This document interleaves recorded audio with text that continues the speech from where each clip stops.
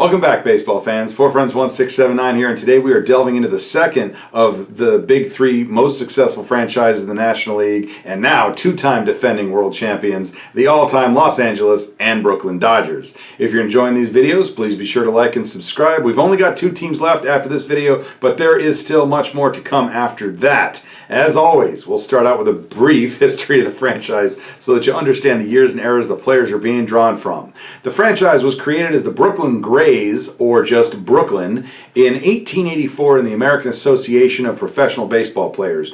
They would acquire the name Bridegrooms in 1889, following several of their players getting married in the offseason, and would finish in first place, losing their first bid for the championship that year, and then tying for it in 1890 after jumping ship for the National League. They would fall into mediocrity and be rebranded as the Grooms in 1895 and then the Superbas in 1899. Just as with their first rebranding, the Superbas also saw two first-place finishes, though no championship series existed at that time, before falling back into another period of mediocrity. They would rebrand as the Dodgers in 1911, but that wouldn't last, as they would change their name to the Robins after manager Wilbert Robinson. The Robins generally finished in the cellar, though did manage a pair of pennants in 1916 and 1920 before spending the next 2 decades back in the cellar. It was during this period that they finally settled on the name Dodgers permanently in 1932, though acquired an additional nickname, Dem Bums, in 1939 from cartoonist Willard Mullen. The 1940s would be a fortuitous decade for the club, winning 3 pennants and also breaking the color barrier in 1947 with owner Branch Rickey bringing Jackie Robinson into the league. They would win 2 more pennants in the early 1950s before finally bringing home that elusive World Series win in 1955. Another pennant followed in 56, but in spite of their recent success, the team moved west in 1958, settling in Los Angeles. The LA Dodgers would finish the 50s with another world championship and tack on 2 more and another pennant in the 1960s. In an odd turn of events, while their 1950s teams in Brooklyn were generally known as offensive powerhouses with good but not great pitching, their 1960s clubs generally had dominant pitching but punch and Judy lineups more famous for speed and small ball than power and average. They would evolve into one of the most dominant franchises, not named after a large colored machine in the 1970s. No championships, but 3 more pennants, and only a single finish lower than second place, third in 1979. They were the only team in the 1980s to win their division 4 times and would tack on another pair of world championships. They were generally strong but not dominant in the 90s, with another pair of division wins and a wild card, with the 2000s generally going the same, 3 more division wins and a wild card, but no pennants. Since 2013, however, the Dodgers have dominated with 13 straight playoff appearances, all but one coming via a division win. In that time, they've added 2 more pennants and 3 more world championships, leaning into their big market status and spending money the way most fans used to accuse the Yankees of doing, with about the same level of contempt from rival fans around the league. But you cannot argue with the results so far. Although they have a far-reaching history, this team heavily favors players from the 1950s through to the present day, although there will still be a couple of trips in the Wayback Machine. Now, without further ado, let's get into the 40-man roster of the all-time Brooklyn and Los Angeles Dodgers. Up first at catcher is one of the most beloved players in Brooklyn history, number 39, Roy Campanella. Campy was an 8-time All-Star and 3-time Most Valuable Player. He smashed over 30 home runs 4 times, topping 40 in 1953. He led the league in RBI that year in one of a trio of 100 RBI seasons and scored over 100 runs. Across 10 seasons in Brooklyn, Campanella hit .276 with a 123 OPS+. He was inducted to the Hall of Fame in 1969 and his number was retired in 1972. In his representative season, he hit .312 with 41 home runs, a league's best 142 RBI, 103 runs scored, and a 154 OPS+. We're off to a strong start, and he's backed up by arguably the best hitting catcher in baseball history, number 31, Mike Piazza. Piazza was a 6-time All-Star, 6-time Silver Slugger, was named Rookie of the Year in 1993 and the All-Star Games MVP in 1996. Piazza delivered a total of 4 30-home run seasons, being traded on his way to a 5th and cleared 40 in 1997. He scored over 100 runs that year, drove in over 100 runs 3 times, and led the league in ops plus twice. Piazza hit .331 with a 160 OPS plus over 7 seasons and was inducted to the Hall of Fame in 2016. In his representative season, he hit .362 with 40 homers, 124 RBI, 104 runs scored, and a league-leading 185 OPS plus. And shoring up the catcher position is number 14, Mike Scioscia. Scioscia was a two-time All-Star. He hit .259 with a 99 OPS plus over 13 years. In his representative season, he hit .296 with 7 home runs, 53 RBI, and a 136 OPS plus. In the top spot at first is the until recently unsung star of the 1950s Brooklyn Dodgers, number 14, Gil Hodges. Hodges was an 8-time All-Star and 3-time Gold Glove winner. He smashed over 30 home runs 6 times, twice topping 40, drove in over 100 runs 7 times, scored over 100 runs 3 times, and drew over 100 walks in 1952. Over 16 seasons, Hodges hit .274 with a 120 OPS plus. His number was retired and he was inducted to the Hall of Fame in 2022. In his representative season, he hit .304 with 42 homers, 130 RBI, 106 runs scored, and a 141 OPS plus. He's backed up by the best-looking first baseman in club history, Mr. Clean, number 6, Steve Garvey. The Garv was an 8-time All-Star, 4-time Gold Glover, 2-time All-Star Game MVP, named League's Most Valuable Player in 1974, and NLCS MVP in 1978. Garvey reached the 200-hit plateau 6 times, twice leading the league. He drove in over 100 runs 5 times and smashed over 30 home runs in 1976. Garvey hit .301 with a 122 OPS plus over 14 years, and in his representative season hit .319 with 18 homers, 95 RBI, with 210 hits and a 134 OPS plus. And rounding out first base is one of the stars of the Dem Bums years, number 4, Dolph Camilli. Camilli was a 2-time All-Star, being named Most Valuable Player in 1941. He smashed over 30 home runs, leading the league that year. He drove in over 100 runs 4 times, also leading in 1941, scored over 100 runs twice, and drew over 100 walks 3 times, twice leading the league. Over 6 years, Camilli hit .270 with a 143 OPS plus. In his representative season, he hit .285 with a league-leading 34 home runs, 120 RBI, and a 164 OPS plus. Starting things off at second is a player whose legacy transcends his on-field achievements, number 42, Jackie Robinson. Robinson was a 6-time All-Star, won the inaugural Rookie of the Year award in 1947, and was named Most Valuable Player, winning the batting championship in 1949. He drove in over 100 runs that year, also clearing the 200-hit mark. He drew over 100 walks, leading the league in on-base percentage in 1952, and reinvigorated the game on the base paths, scoring over 100 runs 6 times, twice leading the league in stolen bases, reaching double figures in triples, and achieving the quadruple double in 1949. Robinson hit .311 with a 132 OPS plus over his 10-year career. He was inducted to the Hall of Fame in 1962, and his number was retired by the Dodgers in 1972. And in recognition of his place not only in baseball history, but in American history, for breaking the color barrier in 1947, Robinson became the only player in history to have his number retired league-wide in 1997. In his representative season, he won the batting title, hitting .342 with 16 homers, 124 RBI, 122 runs scored, 203 hits, 12 triples, a league's best 37 stolen bases, and a 152 OPS plus. He's backed up by the equally versatile number 19, Jim Gilliam.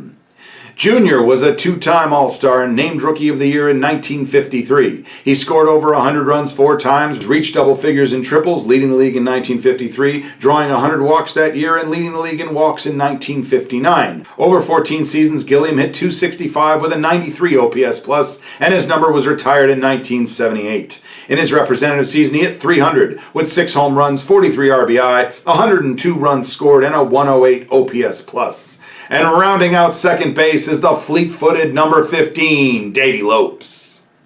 Lopes was a 4-time All-Star and took home the Gold Glove in 1978. He turned in a pair of 100-run seasons and twice led the league in stolen bases, with 7 seasons stealing over 30, 6 over 40, 3 over 50, over 60 in 1976, and over 70 in 1975. Over 10 years, Lopes hit .262 with a 105 OPS plus, and in his representative season hit .262 with 8 home runs, 41 RBI, 108 runs scored, a league-leading 77 steals, and a 104 OPS plus.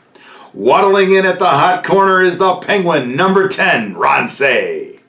Cey was a 6-time All-Star and named co-MVP of the 1981 World Series.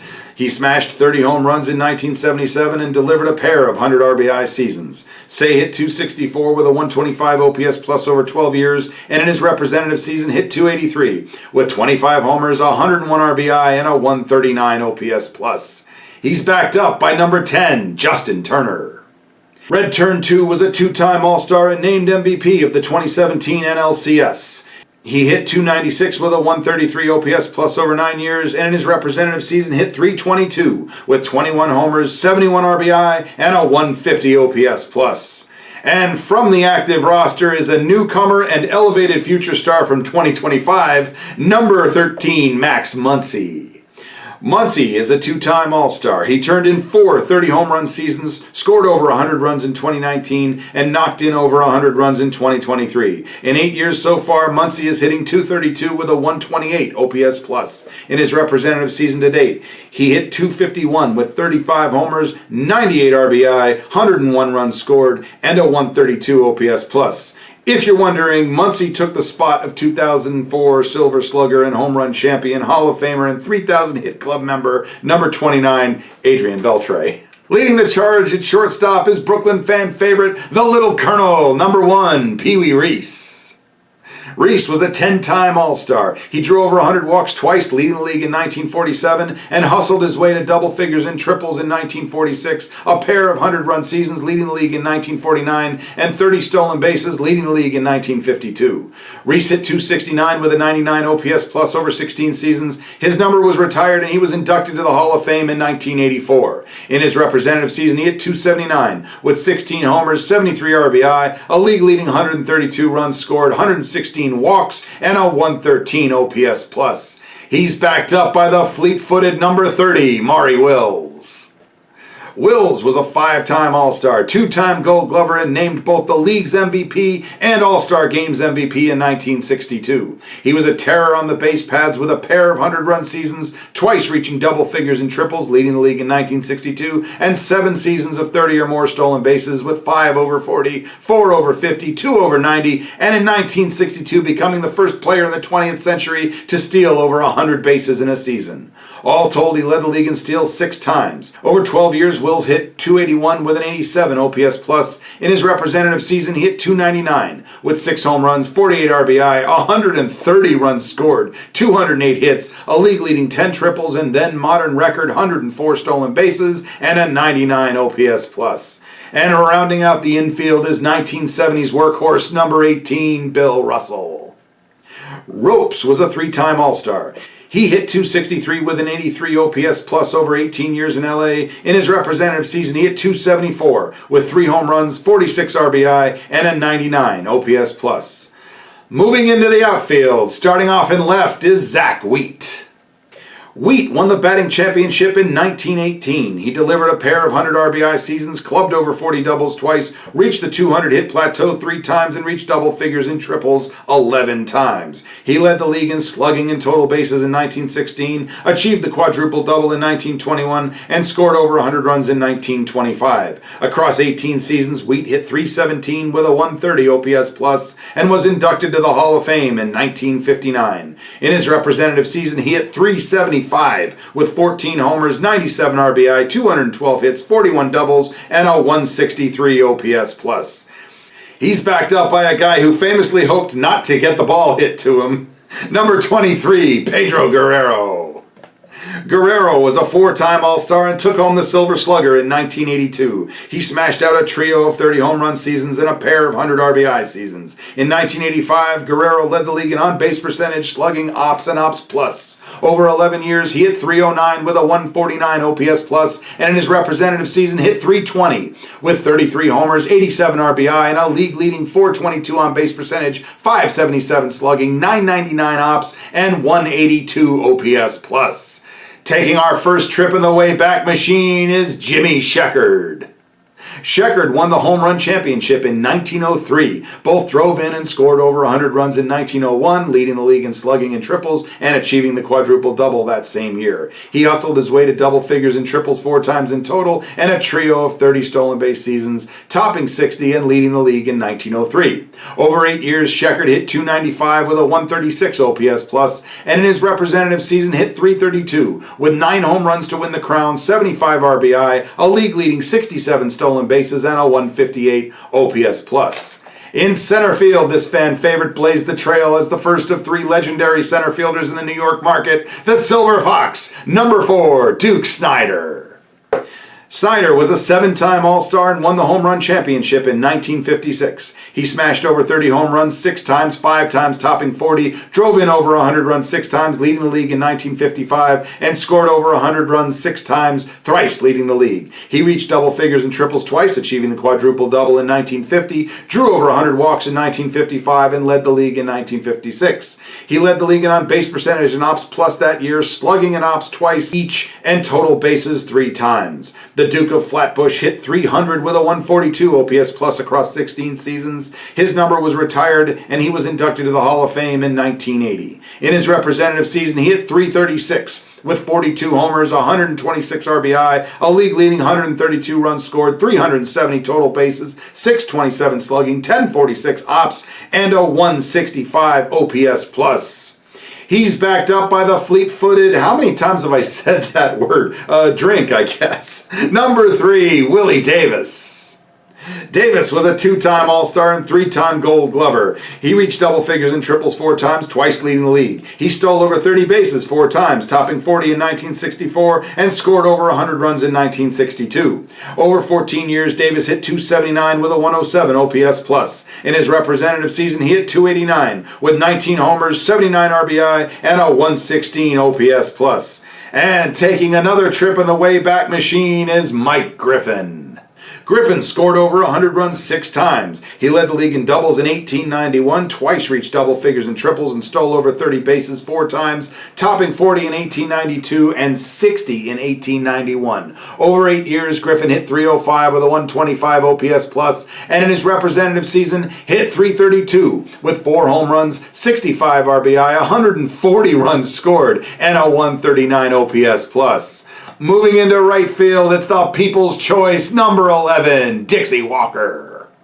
Walker was a 4-time All-Star and won the batting championship in 1944. He delivered a pair of 100 RBI seasons, leading the league in 1945, scoring over 100 runs and clubbing over 40 doubles that same year. Walker hit .311 with a 129 OPS plus over 9 years, and in his representative season hit .357 to win the crown with 13 homers, 91 RBI, and a 172 OPS plus. He's backed up by the Reading Rifle, number 6, Carl Furillo. Furillo was a 2-time All-Star and won the batting championship in 1953. He turned in a pair of 100 RBI seasons and reached double figures in triples in 1949. Furillo hit .299 with a 112 OPS plus over 15 years, and in his representative season hit .314 with 26 homers, 95 RBI, and a 130 OPS plus. And rounding out the position players from the active roster is number 50, Mookie Betts. Betts is a 5-time All-Star, 5-time Silver Slugger, and 2-time Gold Glove winner. He blasted out a pair of 30 home run seasons to go with a pair of 40 double seasons, scored over 100 runs twice, leading the league in 2022, and drove in over 100 runs in 2023. In 5 years so far, split between right field and shortstop, Betts has hit .284 with a 145 OPS plus. In his representative season, he hit .307 with 39 homers, 107 RBI, 126 runs scored, 40 doubles, and a 165 OPS plus. At the top of the pitching staff, calling it a career just this past season and going out a world champion, it's number 22, Clayton Kershaw. The Claw was an 11-time All-Star, 5-time ERA champion, 3-time Cy Young Award winner, 2-time 20-game winner, won the Gold Glove in 2011, and was named Most Valuable Player in 2014. He blasted his way to 7 200 strikeout seasons, topping 300 in 2015 and leading the league 3 times. He led the league in starts, complete games, and strikeouts per 9 twice each, wins and shutouts 3 times, ERA plus 4 times, winning percentage in 2014, and innings pitched in 2015. Over 17 seasons, Kershaw earned a 1.54 ERA+, retiring the active leader. He is a member of the 3,000 Strikeout Club and is broadly expected to be elected to the Hall of Fame when he becomes eligible in 2031. In his representative season, Kershaw went 16-7 with a 2.13 ERA, an 8.81 WHIP, and a league-leading 301 strikeouts, 33 starts, 4 complete games, 3 shutouts, 232.2 innings pitched, 11.6 strikeouts per 9, and a 1.73 ERA+. Don't dig in against this next pitcher, Big D, number 53, Don Drysdale. Drysdale was an 8-time All-Star, 2-time 20-game winner, and took home the Cy Young Award in 1962. He battled his way to 7 200-strikeout seasons, leading the league 3 times. He led the league in starts 4 times, innings twice, shutouts and strikeouts per 9 in 1959, whip in 1960, and wins in 1962. In 1968, he pitched 58.2 consecutive scoreless innings, a record that would stand until broken by fellow Dodger pitcher Orel Hershiser in 1988. Over 14 bruising seasons, Drysdale nailed a 1.21 ERA+.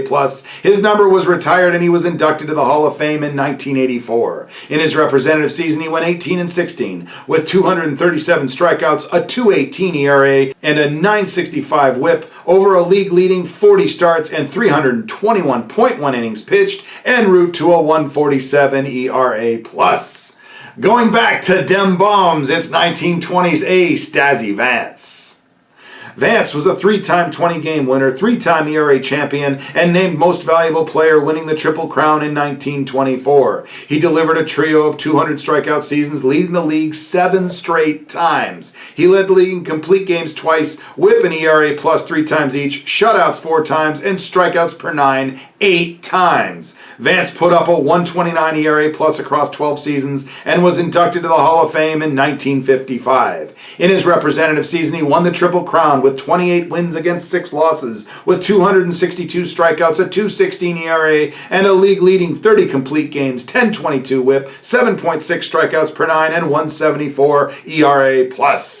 Up next is the only pitcher ever to turn down an endorsement deal with Black & Decker, the mechanic, number 20, Don Sutton. Sutton was a 4-time All-Star, a 20-game winner in 1976, named the All-Star Games MVP in 1977, and won the ERA title in 1980. He doctored his way to 5 200-strikeout seasons, led the league in whip 3 times, shutouts in 1972, and starts in 1974. Across 16 seasons spanning 2 stints with the club, Sutton smoothed out a 1.10 ERA+. He is a member of both the 300-win and 3,000 strikeout clubs. His number was retired and he was inducted to the Hall of Fame in 1998. In his representative season, he went 19-9 with 207 strikeouts, a 2.08 ERA, a league-leading 9 shutouts and 9.13 WHIP, and a 1.62 ERA+. And giving the Dodgers what will one day be the 5th Hall of Famer in their rotation is the left arm of God, number 32, Sandy Koufax.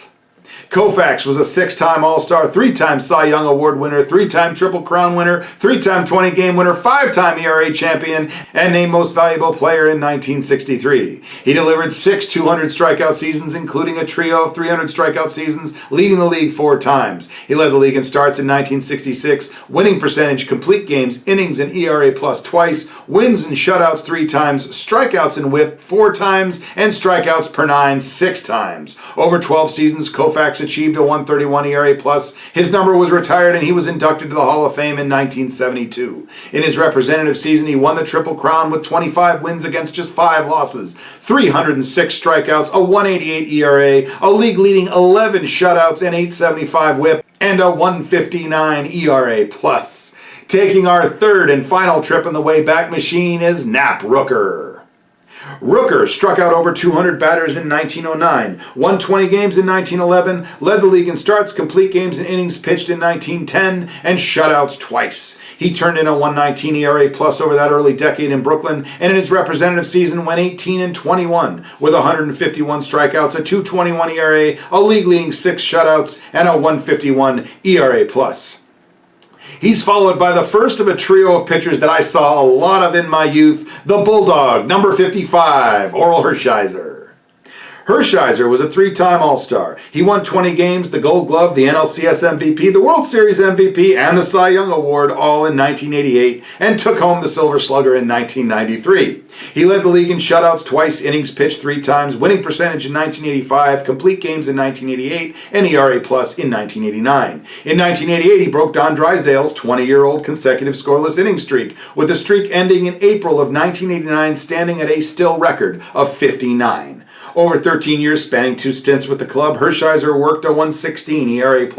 In his representative season, he went 15-15 with 178 strikeouts, a 2.31 ERA over a league's best 256.2 innings, en route to a league-leading 149 ERA+. The second of the trio of my youth and one of my personal favorites, the only pitcher with a mania named after him, number 34, Fernando Valenzuela. El Toro was a six-time All-Star, two-time Silver Slugger, named Rookie of the Year, taking home the Cy Young Award in 1981 and winning the Gold Glove in 1986. Valenzuela was a 20-game winner, leading the league that year, and delivered a trio of 200 strikeout seasons, leading the league in 1981. He also led in starts, shutouts, and innings pitched that year, and complete games three times. Over 11 seasons of Fernando Mania, Valenzuela delivered a 1.07 ERA+, and his number was retired in 2023. In his representative season, he won a league-leading 21 games against 11 losses with 242 strikeouts, a 3.14 ERA, a league-leading 20 complete games, and a 1.10 ERA+. And finishing up this 1980s trio is number 35, Bob Welch. Welch was named to the All-Star team in 1980. He put up a 1.14 ERA+ over 10 years, and in his representative season went 15-9 with 196 strikeouts, a 3.22 ERA, a league-leading 4 shutouts, and a 1.25 ERA+. Giving them a fifth Hall of Famer today is Spitballer Burley Grimes. Old Stubblebeard was a four-time 20-game winner, leading the league in 1921. Grimes led the league in starts and innings twice, complete games three times, appearances in 1918, and both strikeouts and strikeouts per nine in 1921. He moistened his way to a 1.05 ERA+ over 9 seasons and was inducted to the Hall of Fame in 1964. In his representative season, Grimes earned a league's best 22 wins against 13 losses with a 2.83 ERA and a league-leading 136 strikeouts, 30 complete games, 4.0 strikeouts per nine, and a 1.39 ERA+. And rounding out the starters is the consummate big game pitcher, number 45, Johnny Podres. Padres was a three-time All-Star, won the ERA title in 1957, and was named Most Valuable Player of the 1955 World Series, the first championship in Brooklyn's history. He led the league in shutouts, whip, and ERA+ in 1957, and winning percentage in 1961. Over 13 years, Padres delivered a 1.07 ERA+, and in his representative season went 12-9 with 109 strikeouts and a league-leading 2.66 ERA, 6 shutouts, 10.82 whip, and 1.55 ERA+. At the top of the bullpen is number 74, Kenley Jansen. Jansen was a three-time All-Star. He delivered 7 30-save seasons, including a trio of 40-save seasons, leading the league in 2017. Jansen put up a 1.64 ERA+ over 12 years, and in his representative season went 5-0 with a league-leading 41 saves, a stingy 1.32 ERA, a stifling 7.46 whip, a blistering 14.4 strikeouts per nine, and an astounding 3.15 ERA+. He's backed up by a star that shone even brighter, though more briefly, number 38, Eric Gagne. Gagne was a three-time All-Star and won the Cy Young Award in 2003. He led the league in saves that year in his second 50-save season out of 3 straight 40-save seasons. Gagne lit up a 1.25 ERA+ over 8 years, and in his representative season went 2-3 with a league-leading 55 saves, a minuscule 1.20 ERA, a microscopic 6.92 whip, an ego-shattering 15.0 strikeouts per nine, and a mind-bending 3.37 ERA+. Going back to the Golden Age and their eventual first World Championship, it's 1950s bullpen ace, number 41, Clem Labine. Labine was a 4-time All-Star. He led the league in saves twice in appearances in 1955. Labine delivered a 1.13 ERA+ over 11 years, and in his representative season went 11-6 with 7 saves, a 2.77 ERA, and 1.55 ERA+. Moving forward a generation, he's followed by number 21, Jim Brewer. Brewer was named to the All-Star team in 1973. Over 12 years, he turned in a 1.27 ERA plus, and in his representative season, he went 6-5 with 22 saves, a 1.88 ERA, a 9.71 WHIP, and a 1.73 ERA plus. And last but not least is 1940s bullpen ace number 25, Hugh Casey. Casey led the league in saves twice and earned a 1.15 ERA plus over 7 years interrupted by the war. In his representative season, he went 11-8 with 2 saves, a 3.62 ERA, and 1.12 ERA plus. And that's the roster, but before moving on to the summary, we have to make a special mention here to a man who is considered by many to be the greatest sportscaster of all time, the voice of the Dodgers, Vin Scully. Sandy backs off, mops his forehead, runs his left index finger along his forehead, dries it off on his left pants leg. All the while, Keane just waiting. Now Sandy looks in. Into his windup, and the 2-1 pitch to Keane. Swung on and missed. Strike 2.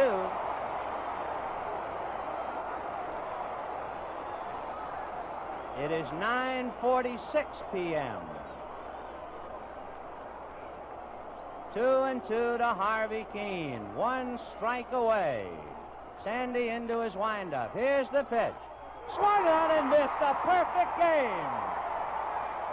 On the scoreboard in right field, it is 9:46 p.m. in the city of the Angels, Los Angeles, California. And a crowd of 29,139 just sitting in to see the only pitcher in baseball history to hurl 4 no-hit, no-run games. He has done it 4 straight years, and now he capped it on his 4th no-hitter. He made it a perfect game. And look who's coming up.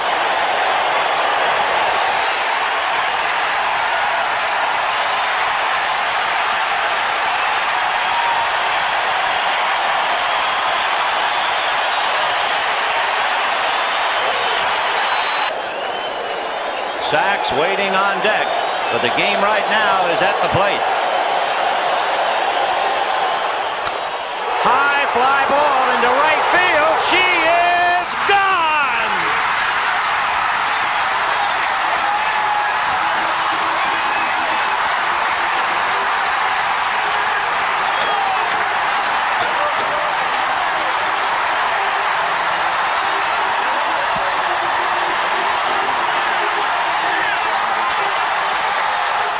In a year that has been so improbable, the impossible has happened. Fernando ready, and the strike 2 pitch is hit back to the box, dribbling to second. Samuel on the bag, throws to first, double play. Fernando Valenzuela has pitched a no-hitter at 10:17 in the evening of June the 29th, 1990. If you have a sombrero, throw it to the sky.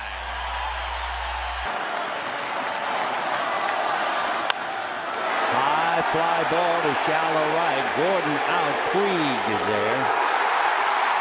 And there is 1 out to go. 1 miserable, measly out.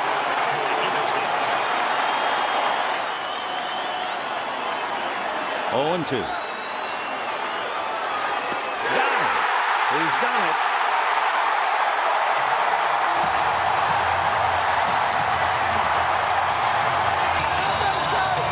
Clayton Kershaw pitches a no-hitter, a career-high 15 strikeouts, and although it's lost in the excitement, the Dodgers are 4 games behind the San Francisco Giants. Kershaw made 6 pitches in the 9th inning. You talk about getting it over in a hurry. He made 107 pitches in the game. It is the 22nd no-hitter in Dodger history. 12 here in Los Angeles, 10 in Brooklyn.